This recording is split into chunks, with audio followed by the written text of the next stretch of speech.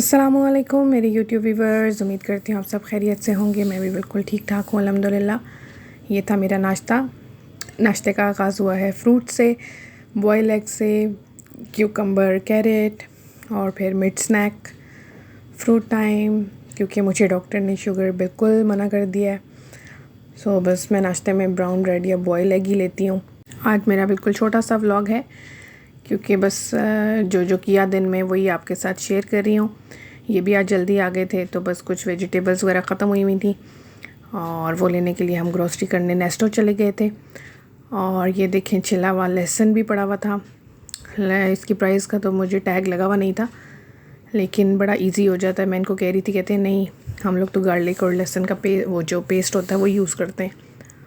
सो ये मुझे कह रहे थे ये फ़्रूट ले लेते हैं। मैंने कहा नहीं, अभी घर में बास्केट फ़्रूट की भरी हुई पड़ी है, अभी फ़्रूट नहीं लेना जब तक वो ख़त्म नहीं होता। और यहाँ जैसा कि मैं आप लोगों को पहले भी बता चुकी हूँ, अपने मोस्टली कई व्लॉग्स में आपने देखा होगा कि मैं ज़िक्र कर चुकी हूँ, यहाँ पे बहुत ऑफ़र में अच्छी चीज़ें मिल जाती हैं। ये ग्रेप्स लगे हुए थे, मुझे कह रहे थे ग्रेप्स ले लो।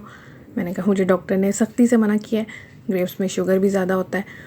सो ऑयल भी हमारे पास था, कल परसों ये लेकर गए थे। जहाँ से भी अच्छी ऑफ़र में कोई चीज़ मिलती है तो फिर ये ले जाते हैं। वैसे तो वेजिटेबल की तो वीकली, बल्कि हर 2-3 दिन बाद ही ग्रोसरी हो रही होती है। बाकी चीज़ें तो चलो लाइक 15 या 20 दिन बाद या मंथली हम लोग ले लेते हैं। बस कुछ चीज़ें ही लेनी थी। और ये नट्स हम लोग लेकर आए थे, लेकिन मैं इनको कह रही थी कि निकाल दें, बिकॉज़ नेस्टो से हम लोग यूजुअली नट्स लेते हैं और वो बड़े अच्छी क्वांटिटी भी उनकी अच्छी होती है, प्राइस भी अच्छी होती है।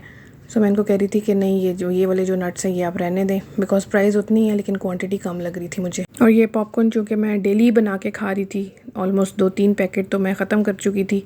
लास्ट टाइम हम 1 kg का बॉक्स लाए थे, वो भी मैं ख़त्म कर चुकी थी।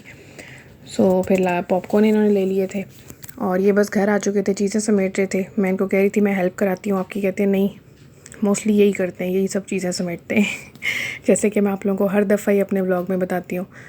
अल्हम्दुलिल्लाह बहुत सपोर्टिव, केयरिंग है, तो मुझे इतना ज़्यादा थकना ही नहीं पड़ता। मैं कहूँ भी तो ये मुझे करने ही नहीं देते। सो सब चीज़ें बस निकाल के बस उनको अपनी अपनी जगह पे समेट रहे थे। वैसे तो हमेशा मैं बॉयल चने और बॉयल लोबिया ही लाती हूँ टिन वाला, लेकिन इस दफ़ा मैं ऐसे रॉ ले आई थी। इसको अब बॉयल करूँगी, फिर पैकेट्स बना के रखूँगी। और इस दफ़ा मैं पम्पकिन सीड्स भी ले आई थी। यही कह रहे थे कि नहीं अच्छे होते हैं पम्पकिन सीड्स, आपके लिए अच्छे हैं तो ले लो। सो शुगर के लिए डॉक्टर ने वैसे मुझे मना की हुई हैं बहुत, मतलब चीज़ें मैं अवॉइड कर रही हूँ। सिर्फ वही चीज़ें खा रही हूँ, जैसे ब्राउन ब्रेड होगी उसके साथ बॉयल एग ले लेती हूँ या सैलेड खा लेती हूँ। कॉर्नफ्लेक्स ये ले आए थे कि थोड़ा सा अगर दिन में भूख लगे तो चलो थोड़ा सा खा लिया करो। और बस बाकी चीज़ें इस तरह ये ली हमने। और फिर नेक्स्ट डे मैंने पुदीने की चटनी उठ के फटाफट बना ली, क्यूब्स बना के उनको फ्रीज़ कर दिया था, जो चीज़ें काम करने वाले थे। फिर मैं बैंगन भी लेकर आए हुए थे, बस फटाफट फिर मैंने बैंगन काट के, टमाटर, जैसे हमेशा आप लोग देखते हैं मेरी कुकिंग में कि मैं सब चीज़ें कटिंग करके ऑलरेडी रख लेती हूँ। सो प्याज ऑलरेडी पिंकिश हो रहा था, ब्राउन। मैंने बैंगन काट लिए थे छोटे छोटे क्यूब्स में। टमाटर में मसाला डाल के रखा हुआ था कि प्याज थोड़े पिंक हो जाएं, तो फिर मैं मसाला डाल के उसमें भून लिया मैंने। और बड़े मज़ेदार से ग्रेवी वाले बैंगन बना लिए थे।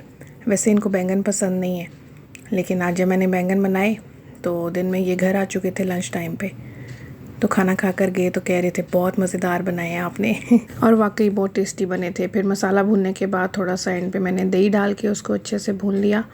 और बस फिर दही डालने के भूनने के बाद मैंने उसमें बैंगन डाल दिए और फिर उसको दम पे रख दिया।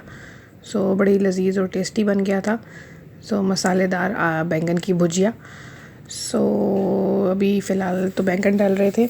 एनीवेज़, आप सबसे मेरी एक रिक्वेस्ट है, जो भी मेरा व्लॉग्स देख रहे हैं, आप सब ने मुझे अपनी दुआओं में बहुत याद रखना है। अल्लाह पाक आप सबको भी अपने हिफ्ज़ व अमान में रखे, जहाँ जहाँ भी हैं। अल्लाह पाक सबकी खैर फरमाए, हमारे मुल्क पाकिस्तान की खैर फरमाए, और बाकी ममालिक में भी जो भी लोग हैं, अल्लाह पाक सबको अपने हिफ्ज़ व अमान में रखे, सबकी खैर करे और हर अच्छी और बुरी हर नज़र से महफूज रखे, सबके लिए आसानियाँ पैदा करे। मुझे अपनी दुआ में आपने बहुत याद रखना है। कल मैंने जाना है हॉस्पिटल, और बस दुआ कीजिएगा कि सब खैर खैरियत हो। मेरी शुगर थोड़ी हाई आ रही है, कंट्रोल तो कर रही हूँ, लेकिन स्टिल। सो अल्लाह पाक खैर करेगा।